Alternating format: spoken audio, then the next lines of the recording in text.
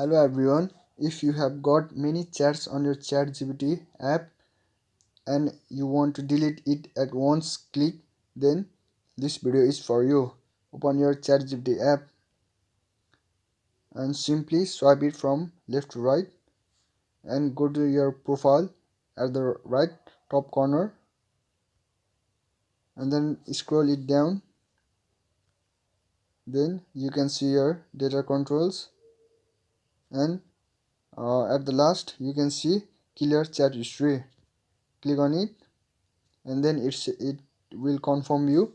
If you click on chat history, you can see successfully cleared chat history and your all the chat history has been deleted. You can see.